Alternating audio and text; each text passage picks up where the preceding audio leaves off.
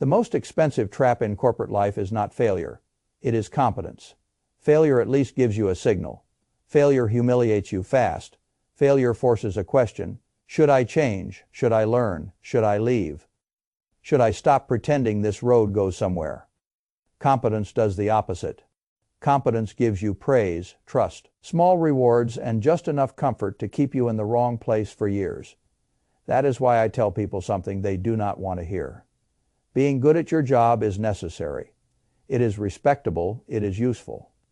But if you confuse competence with career strategy, you can spend the best decade of your working life becoming extremely valuable inside a role that was never designed to set you free. I have spent my life studying incentives, and if you want to understand why smart workers get stuck, you must stop looking at effort and start looking at gravity.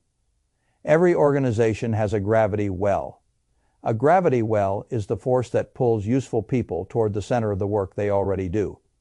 The more reliable you are, the stronger the pull becomes. The more quietly effective you are, the deeper the well gets. The more problems you solve without drama, the less the system wants to move you, because moving you would create pain for the people currently benefiting from your competence. That is the part nobody explains when you are young. You think excellence gives you lift. Very often, excellence in the wrong form only increases gravity.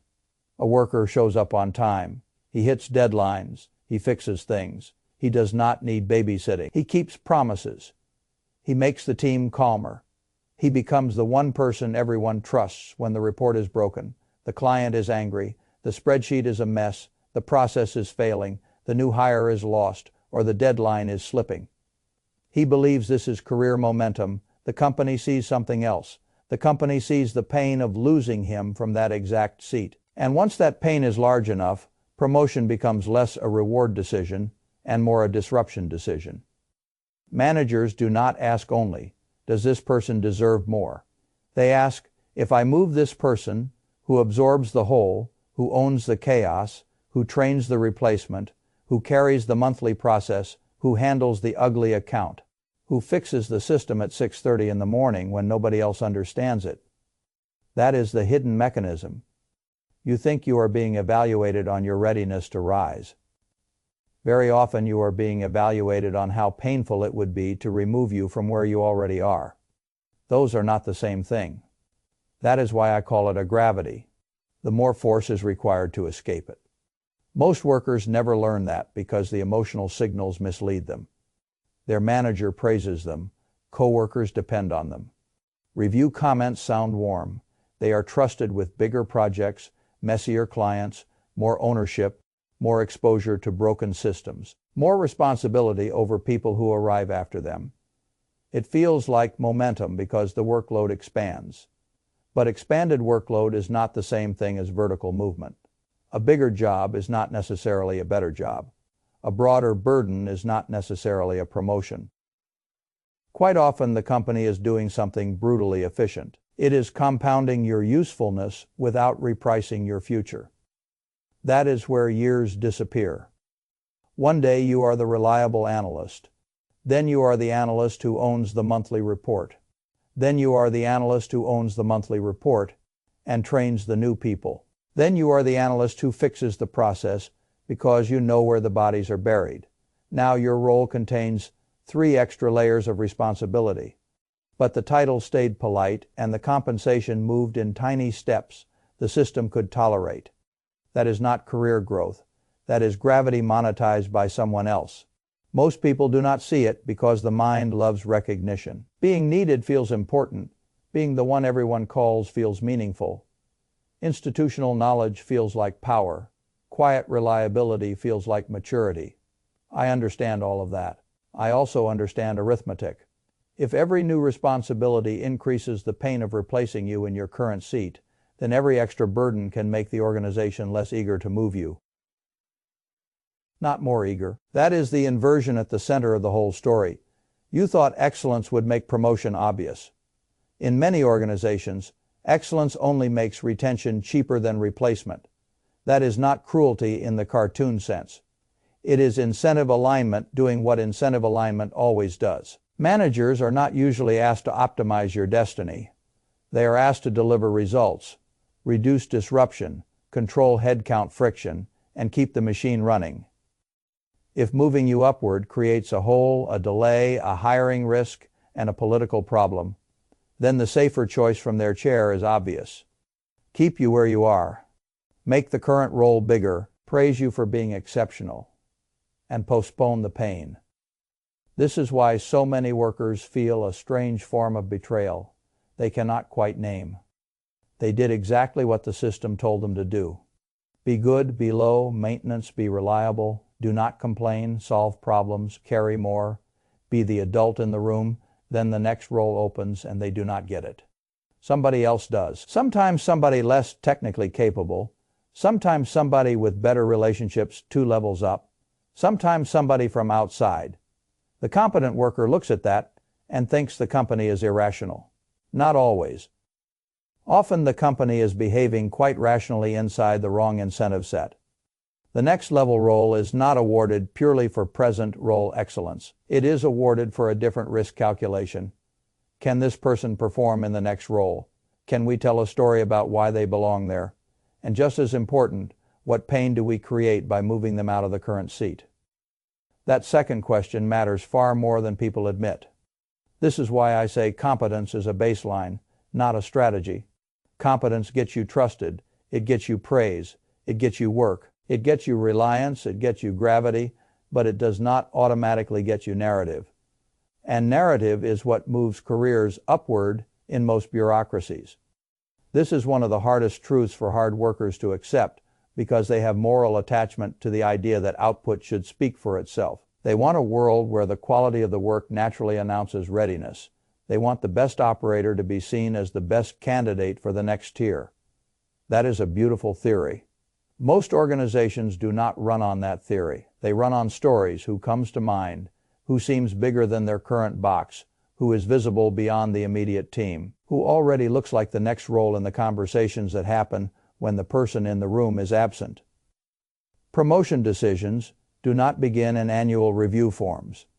They begin in conversations, succession meetings, skip level impressions, informal comparisons, half-formed narratives about who feels ready, who feels broad, who feels strategic, who feels safe to place into the next chair.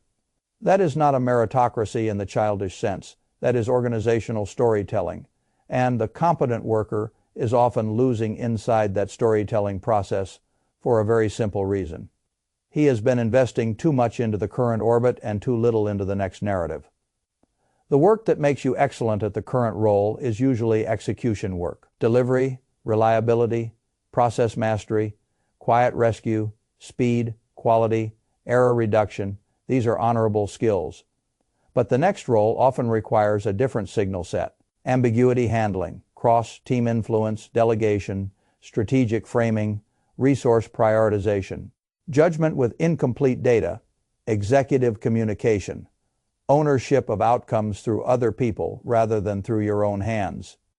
The tragedy is that companies rarely train you for this while you remain in the current seat. They reward you for being a stronger version of the same operator. The better you become at the current orbit, the more the organization says thank you by giving you heavier versions of the same gravity. That feels like growth.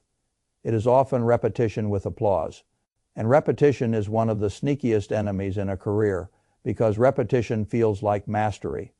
You know the system, you know the shortcuts, you know the personalities, you know where the files live, which client will explode, what month the report always breaks, where the hidden formulas are, who to email, when to escalate, how to get the answer faster than anyone else. That feels powerful. But if you are not careful, it becomes a prison of smoothness. The less you have to think, the more dangerous the role can become to your future. Not because efficiency is bad. Efficiency is wonderful. But efficiency in a stagnant skill loop does not create range. It creates speed at the same altitude. A year later, you are faster, calmer, cleaner, and even more trusted at the same kind of work.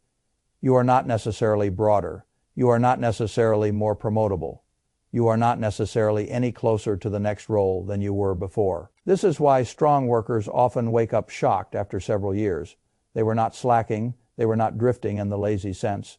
They were grinding. They were learning the internal systems perfectly. They became the institutional memory. They became the go-to person, and all of that made them more entrenched in the very place they meant to graduate from. I call that optimized stagnation.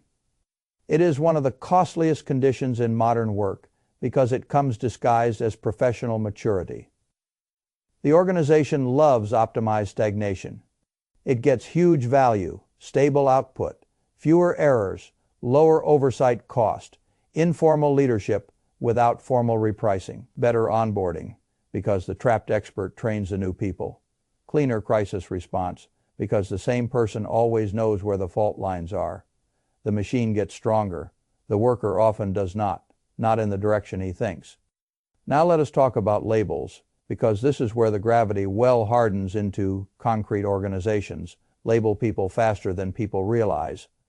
Not in documents usually. In memory, in the shorthand people use in meetings you never attend. You become the operations person, the Excel person, the escalation person, the client whisperer, the monthly close person, the implementation person, the systems person. At first that feels like recognition, then the label starts replacing your identity. Once that happens, the organization stops seeing you as a broad person with many possible futures. It sees you as the safe answer to a recurring internal problem. And when a system sees you as the answer to an existing pain, it becomes very hard for that same system to imagine you as the answer to a different future need. This is why people say they only see me as that role. Yes, because you taught them to, not maliciously, through repeated evidence, through years of competence concentrated in the same dimension, through silence about what you actually wanted next, through accepting the identity benefits of being indispensable while missing the strategic cost of becoming difficult to reimagine. That is another reason good workers get stuck. They mistake indispensability for leverage. It is not the same thing. Indispensable in the current role often means expensive to move. Leverage means expensive to lose. Those are different. If you become indispensable only inside one narrow function, the company may keep you there as long as possible.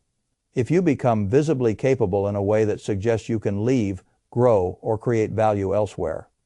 Now the calculation changes. Now there is urgency. Now there is a clock. Now the system has to think in terms of loss, not just operational replacement pain. This is why silence is so dangerous. The quiet, competent worker thinks his work should speak for him. The organization interprets his silence as satisfaction. He thinks, I am proving myself. They think, he seems happy where he is. He thinks, my output shows ambition. They think, he is a safe pair of hands in this seat. He thinks, my loyalty will be noticed. They think there is no immediate risk of losing him. Silence gets misread as contentment because organizations respond to pressure, not inner monologues. If you never articulate what you want, if you never ask how the next role is defined, if you never create a visible trajectory beyond your current orbit, then the machine does not assume ambition on your behalf. It assumes stability. And stability is what a gravity well feeds on. This is why people who move up are often not the best pure operators. That offends many conscientious workers, but offense does not change the mechanism. The people who rise are often the ones who combine competence with visibility, narrative, relationships, and explicit signal. They talk about what they want. They describe what they are building toward. They build alliances outside their immediate team. They get in front of skip-level leaders. They ask what the next role requires. They make the organization imagine them beyond the current seat. They become less easy to box. That is not bragging if done well. It is context creation. And context creation is part of career movement, whether idealists like it or not. Now, I want to address the emotional objection that always appears here. This sounds political. This sounds cynical. This sounds like you are saying hard work does. No, hard work matters, competence matters, trust matters. But competence without narrative becomes gravity. Hard work without strategic visibility becomes invisible. Rent the company collects from your ambition. You can be morally right about the unfairness and still be strategically dead. I do not want you morally right and strategically dead. I want you accurate. The company is not usually asking one question. Who is best at the current role? It is asking at least three. Who is carrying the current role? Who can be risked in the next role? Who creates the least disruption if moved? A worker who is excellent at the first question but invisible on the second and costly on the third can easily stall for years. That is the geometry of the trap, and then performance reviews arrive, making everything worse through language. The worker exceeds expectations, praised for reliability, praised for ownership, praised for calm execution, praised for being trusted. But what is often missing? Readiness for the next role, strategic range, delegation through others. Operating at the next level, the review reinforces the current identity instead of expanding it. In other words, the review often rewards you for remaining the exact person the gravity well wants you to stay. That is why performance reviews can be dangerous to ambitious people. Not because praise is bad, because praise can sedate you into perfecting the current orbit while nobody is actually writing the next orbit into your story. Now let us talk about the false security of institutional knowledge. People love being the one who knows everything. It feels powerful. It feels irreplaceable. It feels like job security. But institutional knowledge is often inertia mistaken for leverage. The more the system depends on you for current memory, the more painful it is to move you, and the more your present value inside the old role can outweigh your future value in a new one. That sounds absurd until you realize how managers are actually judged. A manager is often not rewarded for liberating trapped talent. He is rewarded for keeping the current machine stable. Promoting you can create backfill risk, learning curves, service gaps, temporary declines, political questions, and the possibility that the person replacing you fails. Keeping you where you are produces a smoother quarter. Smooth quarters beat noble intentions in most organizations. That is why it is not enough to be good. You must become movable. Movable is a very different thing. Movable means the organization can imagine life after you in the current seat, because you have made your knowledge transferable, your function less person-dependent, and your ambition more visible. Movable means you are not hoarding competence inside your body.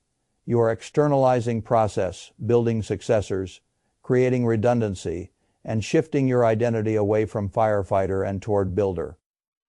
That requires courage because many workers secretly enjoy being the only one who knows. It feels safe. But that safety is often, the more the role needs your exact fingerprints, the more the company keeps you in that role, and the more likely you are to wake up in 3 years older, tired and angry that your usefulness became your cage. This is why I advise something that many workers resist. You must become willing to become temporarily less excellent at the current role in order to grow into the next one. Not by slacking, by reallocating less obsession with polishing the old process. More time on strategic projects, less identity from being the one who saves every broken thing, more identity from influencing systems above your current seat, less pride in being low, maintenance, more clarity about trajectory, less silent rescue, more visible scope. This feels dangerous because it threatens the emotional rewards of competence. You will no longer be the smoothest operator in the room for a while. Good. You are not trying to win Operator of the Year. You are trying to escape the gravity well. That means tolerating some awkwardness. It means learning to delegate before you feel perfectly comfortable. It means saying no to becoming the permanent owner of every ugly recurring task. It means forcing other people to develop instead of letting the company keep routing all pain through the one adult who never complains. That is part of career strategy. Not because it looks nice, because it changes the replacement math. Now let us make this more concrete. A person can stay in a company 6 years and receive warm reviews, incremental raises, more responsibility, and no real movement. Another person can do solid but not extraordinary work, build visibility across teams, make aspirations known, volunteer for cross-functional ambiguity, become known to leadership outside the direct chain, and leave after 3 years into a role paying 20% more elsewhere. Who won? The answer is not always the one the culture wants to praise. The culture praises reliability. The market rewards leverage. That is the distinction. This is also why external moves often look sudden to people who stayed. They are not sudden. They are repricing events. The external market is not as emotionally invested in your old label. It does not say, that is our reporting person, or our systems person, or our client escalation person. It looks at you with fresh eyes. Fresh eyes can be worth a fortune because they are not biased by the gravity story your current company has been telling about you for years. That is why sometimes the only way to become someone new is to go somewhere. No one has yet learned to mistake your current role for your full identity. I do not say that lightly. Internal growth is real in some organizations. Great managers do exist. Clean talent systems do exist. But most workers should stop assuming the company owes them reimagination. Many companies are good at utilizing, not at rewriting the story of the people already generating it. That is why external market contact matters. Interview even when you are not desperate. Know the outside price of your labor. Know the broader narratives available to you. Know what skills the next level market is actually paying for. Because once you see those things, the internal gravity well loses some of its power. It cannot define your worth as easily when you can compare its story with the outside market story. And here is the painful compounding most people miss. Career under movement is not a one-year injury. It compounds. If you were under-leveled for 3 years, then every raise came off the wrong base. Every bonus came off the wrong title. Every retirement contribution came off the wrong compensation level. Every future negotiation began from a weaker anchor. The gravity well does not only steal this year's opportunity, it can steal the compounding of multiple future years. That is why passivity in this area is so expensive. A few delayed moves do not merely waste time. They distort the whole earnings curve. Now, some of you will ask the wrong question at this point. So, should I become political? I hate that question because it reveals childish thinking. This is not about becoming fake. It is about becoming legible. It is about making your work visible in the right forums. It is about clarifying what you want. It is about building the next role signal instead of only perfecting the current role signal. It is about understanding that organizations promote based on a story of readiness, not a spreadsheet of quiet heroics. Those are not the same. If you refuse that reality on moral grounds, the reality still wins. I would rather you learn the game accurately than sit inside a comforting fiction about how good work will inevitably float upward by itself. Sometimes it does, often it does not. The final thing I want to say is this: comfort is not neutral. This is where most people lose the war, without even knowing a war was on. They become good, they become respected, they become secure enough to stop feeling urgency. Their days become manageable. Their identity becomes tied to competence. Their calendar becomes full of things they know how to do. Their boss is happy. Their coworkers rely on them. The paycheck is not exciting, but it is stable. And 1 year becomes 3, then 5, then 8.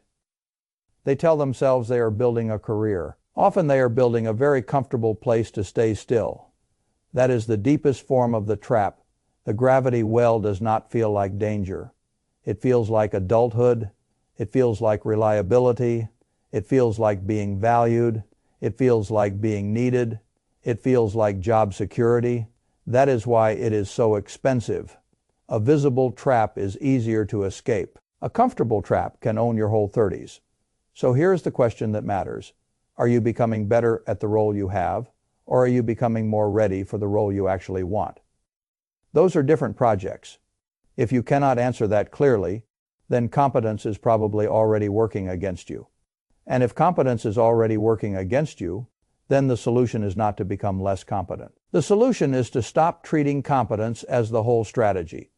Build the next role narrative, make your goals visible, create external mirrors, reduce the pain of moving you, stop hoarding every problem that proves your usefulness but deepens your current orbit. Learn to look valuable beyond the place that already knows you. Do that, and competence finally becomes lift. Ignore it, and competence becomes gravity. That is the door. Most people spend years outside it because they keep polishing the wrong orbit and waiting for the organization to reward a game. The organization was never really playing. I do not want that for you. I want you to stop mistaking the comfort of being trusted for the progress of actually moving. Because by the time the gravity well feels obvious, the years it ate do not come back, and years are far more expensive than praise.